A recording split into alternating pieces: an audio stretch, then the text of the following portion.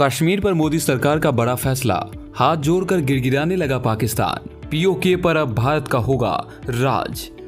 दोस्तों, भारत की आज़ादी के बाद से भारत के कुछ नेताओं ने भारत के दो टुकड़े कर दिए, जिसके बाद पाकिस्तान के कुछ नेताओं ने भारत के मुकुट कहे जाने वाले कश्मीर पर अवैध तरीके से अपना हक जताया और कब्जा कर लिया, जिसके बाद पीओके बना और आज सालों साल गुजर गए, पर पीओके यानी कि पाकिस्तान अधिकृत कश्मीर को लेकर भारत पाक की लड़ाई ज्यों के त्यों बनी हुई है। भारत के कई वीर योद्धाओं ने कश्मीर के लिए अपने प्राणों की आहुति दी है। तो दोस्तों, आज हम जानेंगे भारत की पीओके पर लिया गया एक बड़ा और कड़ा फैसला, जिसके बाद पाकिस्तान गिड़गिड़ाने लगा। दोस्तों, सबसे पहले हम जानेंगे पीओके कैसे बना और इसके पीछे क्या उद्देश्य क्या है। दोस्तों, कश्मीर का जो हिस्सा पाकिस्तान के कब्जे में है उसको पीओके पाक अधिकृत कश्मीर कहा जाता है। यह आपको बता दें कि भारत की आज़ादी के बाद 22 अक्टूबर 1947 में पाकिस्तान ने पीओके पर कब्जा कर लिया था, जिसकी शुरुआती कई अलगाववादी पार्टी ऑल पार्टी हुर्रियत नेताओं ने की थी, जिसमें शाहिद अली शाह गिलानी, मीरवाइज मौलवी उमर फारूक, प्रोफेसर अब्दुल गनी भट्ट, बिलाल गनी लोन, शब्बीर शाह, हाशिम कुरैशी, यासीन मलिक जैसे कई नेताओं ने पीओके को हमेशा दहशतगर्दी का अड्डा बनाकर रखा और पीओके यानी कि पाक अधिकृत कश्मीर के युवाओं को आज़ादी और धर्म के नाम पर भड़काकर उनको आतंकवादी बनाने का काम करते रहे। ऑल पार्टी हुर्रियत कॉन्फ्रेंस का गठन 9 मार्च 1993 को किया गया था, जिसको 6 संगठन ने मिलकर बनाया था, जिसमें मुस्लिम कॉन्फ्रेंस, जमायत इस्लामी, पीपुल लीग, पीपुल कॉन्फ्रेंस, इत्तेहाद ए मुसलमीन, JKLF को मिलाकर बनाए गए इस संगठन का एकमात्र मकसद था कि कश्मीर को अलगाव को बुलंद करना और युवाओं को कश्मीर को लेकर भड़काना, इसके अलावा आतंकवाद की तरफ ले जाना। यह संगठन जब से बना था तब से यह पाकिस्तान का समर्थन कर रहा है। यह संगठन कश्मीर के युवाओं को आज़ादी और धर्म के नाम पर भड़काने का काम करते हैं और भारत के खिलाफ हथियार उठाने के लिए इनका माइंड वॉश करते हैं, जिसके लिए पाकिस्तान इनको फंडिंग करता है। यह नेता हमेशा कश्मीर में चुनाव के खिलाफ रहते हैं और चुनावों का बहिष्कार करते हैं। यह कट्टरपंथी लोग हमेशा भारत और भारतीय सेना के खिलाफ युवाओं ट्रेन करते हैं। हालांकि 7 सितंबर 2003 को हुर्रियत के 2 भाग हो गए, एक नरम दल और एक गरम दल। इसमें से एक बड़ा हिस्सा आतंकवाद को सही मानता था, जबकि एक धड़े का मानना था कि बातचीत और वार्ता के जरिए पीओके के मसले को हल किया जा सकता है। आपको हम बता दें कि गिलानी तहरीक हुर्रियत के कर्ता धर्ता हैं।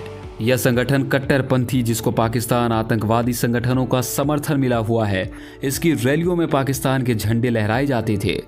हालांकि गिलानी भारत छोड़कर दुबई जा बसा और दुबई में जाने के लिए उसने जो फॉर्म भरा था उसमें उसने नागरिक वाले कॉलम को छोड़ दिया था, क्योंकि गिलानी का कहना था कि वो अपने आप को भारतीय नहीं मानते हैं, जिसके बाद भारत ने उसकी सदस्यता रद्द कर दी। माना जाता है कि तहरीक हुर्रियत की कमान मसरत आलम को दी जाएगी। कश्मीर में PDP की सरकार बनने के बाद मसरत को रिहा करने की बातों को हवा मिली। हालांकि इसकी कोई पुख्ता जानकारी उपलब्ध नहीं है। कुछ अलगाववादी नेता ऐसे हैं जो भारत को बुरी नज़र से देखते हैं और भारत के खिलाफ हमेशा खड़े रहते हैं। शब्बीर शाह, अलगाववादी नेता शब्बीर शाह कई सालों से शांत बना हुआ था, पर कुछ समय पहले शब्बीर शाह ने भारत को परमाणु हमले की धमकी दी थी, जिसके बाद भारत सरकार एक्टिंग मूड पर आ गई। आसिया अंद्राबी भी अलगाववादी नेताओं में शामिल है। आसिया अंद्राबी हुर्रियत की महिला विंग दुख्तरान मिल्लत की चीफ है। जो अलगाव संगठन है वो कश्मीर में इस्लामी कानून लागू करना चाहते हैं। आसिया अंद्राबी पर देशद्रोह के आरोप हैं। माना जाता है कि आसिया ने श्रीनगर में पाकिस्तान के झंडे लहराए थे। समय के साथ साथ सारे अलगाववादी नेता खत्म होते गए। अब हाल ही में यासीन मलिक को लेकर एक बड़ी खबरें चल रही है। यासीन मलिक JKLF यानी कि जम्मू कश्मीर लिबरेशन फ्रंट का चीफ है। इसकी पाकिस्तान से नज़दीकियां सब जानते हैं। यासीन मलिक पाकिस्तान में जाकर वहां के नेताओं के साथ मिलता है, रैलियों में भाग लेता है। यासीन मलिक उग्रवादियों था जो लोगों को मारने का काम करता था। यासीन मलिक और उसका संगठन बहुत खतरनाक उग्रवादियों का संगठन था जो सेना के खिलाफ काम करते थे। यासीन मलिक के लिए गोलियां चलाना आम बात थी, पर वर्ष 1994 में JKLF ने हथियार छोड़कर शांतिपूर्ण और बातचीत से कश्मीर मसला हल करने की घोषणा की। जब यह घोषणा हुई तब कश्मीर की आज़ादी को लेकर JKLF का नेतृत्व यासीन मलिक कर रहे थे। वहीं पाकिस्तान समर्थक हिजबुल मुजाहिदीन पाकिस्तान अधिकृत कश्मीर की कमान सैयद सलाउद्दीन के हाथ में थी। दोनों ही अपने अपने तरीके से कश्मीर के युवाओं को भड़काने और भारतीय सेना से लड़ने के लिए तैयार करते थे। हालांकि इनका कश्मीर पर तब तक ही राज था जब तक कश्मीर में धारा 370 लागू थी, पर मोदी सरकार ने 5 अगस्त 2019 को धारा 370 को खत्म कर दिया, जिसके बाद कश्मीर में भारत के सारे नियम लागू हो गए और अब यह केंद्र शासित राज्य में आते हैं। अब कोई अलगाववादी नेता नहीं है जो अलगाव के लिए लड़ सके। अब बड़ी खबर आ रही है कि NIA ने यासीन मलिक के लिए फांसी की मांग की है। अब यही वो आखिर अलगाववादी नेता बचा है जो कश्मीर को पाकिस्तान के हवाले करने के लिए लड़ रहा है, पर अब इसके अंतिम दिन चल रहे हैं। हालांकि यासीन अभी जेल में उम्र कैद की सजा काट रहा है। देखते हैं आगे क्या होता है। वैसे भी भारत के प्रधानमंत्री लाल किले से POK बल्टिस्तान के बारे में कह चुके हैं कि POK भारत का हिस्सा है।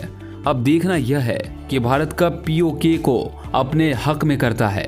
धारा 370 हटने के बाद से भारत के पक्ष वाले कश्मीर में बिल्कुल शांति बनी हुई है। पहले पत्थरबाजी, आगजनी जैसी घटनाओं को अंजाम दिया जाता था, पर 370 हटने के बाद से अब कश्मीर बहुत विकसित हो रहा है और POK को भारत कभी भी अपने हक में ले सकता है। भारत का आज इतना ज़्यादा वर्चस्व हो गया है कि पूरी दुनिया भारत को विश्व गुरु के रूप में देखती है। अब पाकिस्तान की कोई सुनवाई नहीं करता है, पूरी दुनिया भारत के पक्ष में है। उम्मीद है बहुत जल्द POK भारत में शामिल होगा और यह भारत का हिस्सा होगा। तो कैसी लगी आपको हमारी आज की यह वीडियो? कमेंट सेक्शन में ज़रूर बताइएगा। क्या कहना है आपको इन अलगाववादी नेताओं के बारे में? मिलते हैं दोस्तों अपनी अगली वीडियो के साथ, तब तक के लिए धन्यवाद।